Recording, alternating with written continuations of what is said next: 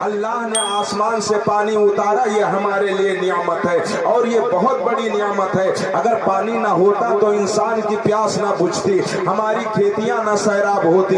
اللہ نے آسمان سے پانی اتارا ہے جس سے ہم نہاتے ہیں، پیتے ہیں، ہمارے جانور پیتے ہیں اور ہماری کھیتیاں سیراب ہوا کرتی ہیں۔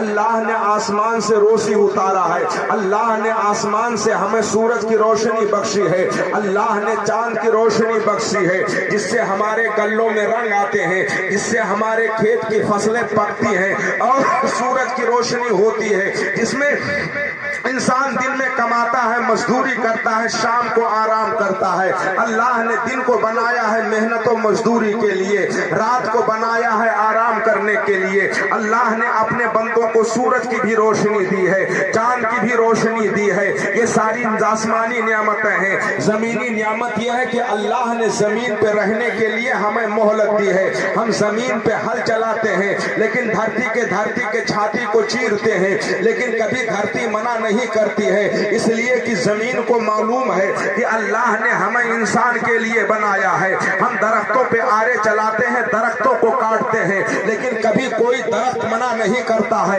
درختوں کو معلوم ہے کہ اللہ نے ہمیں انسان کے لیے بنایا ہے۔ ہم جانوروں کو ذبح کرتے ہیں، کبھی کوئی جانور منع نہیں کرتا ہے، کیوں؟ جانوروں کو معلوم ہے کہ اللہ نے ہمیں انسان کے لیے بنایا ہے۔ ہم مچھلیوں کا شکار کرتے ہیں، کبھی کوئی مچھلی منع نہیں کرتی ہے۔ ان سمندر کے مچھلیوں کو معلوم ہے کہ اللہ نے ہمیں انسان کے لیے بنایا ہے۔ ہم جانوروں کی سواری کرتے ہیں لیکن کبھی کوئی مینڈھا یہ منع نہیں کرتا ہے، کیوں؟ جانوروں کو معلوم ہے کہ اللہ نے ہمیں انسان کے لیے بنایا ہے۔ ہم دھرتی کے سینے میں ہل چلاتے ہیں، بور کرتے ہیں، پانی نکالتے ہیں، پھر بھی یہ زمین منع نہیں کرتی ہے، کیوں؟ زمین کو معلوم ہے کہ اللہ نے ہمیں انسان کے لیے بنایا ہے۔ انسان ہواؤں کو روک کر کے سانس لیتا ہے، کبھی ہوا منع نہیں کرتی ہے۔ ہوا کو معلوم ہے کہ اللہ نے ہمیں انسان کے لیے بنایا ہے۔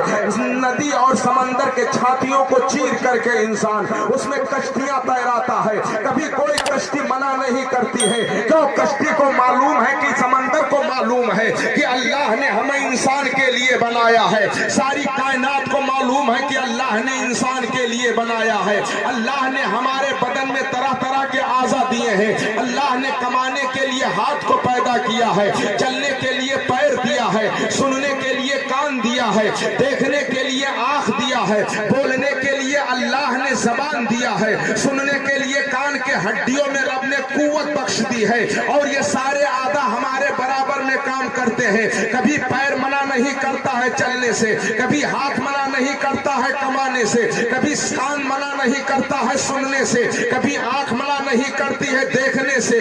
اور یہ ایسی نعمت ہے، آنکھ کی وہ روشنی ہے کہ آپ کسی اندھے سے پوچھیں کہ آنکھ کی روشنی کیا ہوتی ہے۔ زبان کی قیمت یہ ہے، آپ زبان کی قیمت جاننا چاہیں تو کسی گونگے سے پوچھیں، آپ زبان کی قیمت جاننا چاہیں تو کسی گونگے سے پوچھیں، ہاتھ کی قیمت جاننا چاہیں تو کسی لولے سے پوچھیں، پیر کی قیمت اگر جاننا چاہیں تو کسی لنگڑے سے پوچھیں، کان کی قیمت اگر جاننا چاہیں کسی بہرے سے پوچھیں۔ اللہ نے ہماری آنکھوں میں وہ روشنی رکھی ہے کہ ہم اور آپ زمین پر بیٹھے ہوتے ہیں، اور زمین پر بیٹھے بیٹھے ہم آسمان کو دیکھ لیا کرتے ہیں، ہم چاند سورج ستارے کو دیکھ لیا کرتے ہیں۔ اللہ نے آنکھ میں وہ روشنی بخشی ہے۔ اب ساری چیزیں ذہن میں آ جاتی ہیں، اب ہمارے ذہن میں یہ سوال پیدا ہوتا ہے، آپ کے ذہن میں بھی یہ سوال پیدا ہوتا ہے کہ اللہ نے ساری نعمتوں کو ہمارے لیے دیا ہے، زمین جیسی نعمت کو اللہ نے ہمارے لیے دیا ہے،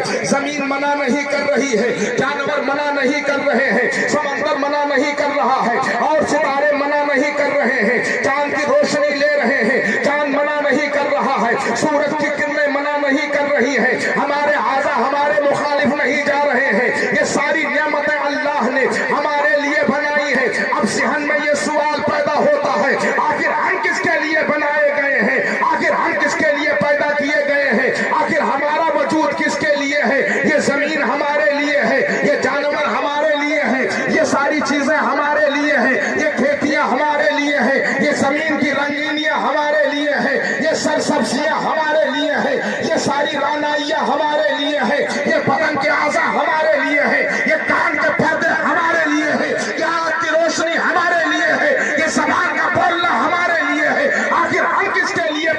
دیے گئے ہیں. تو قرآن بری کر رہا ہے, یہ جواب دے رہا ہے, وما خلقت الجن والانس الا لیعبدون. اللہ نے انسان کو جنات کو اپنی عبادت کے لیے, واہ واہ زندہ باد.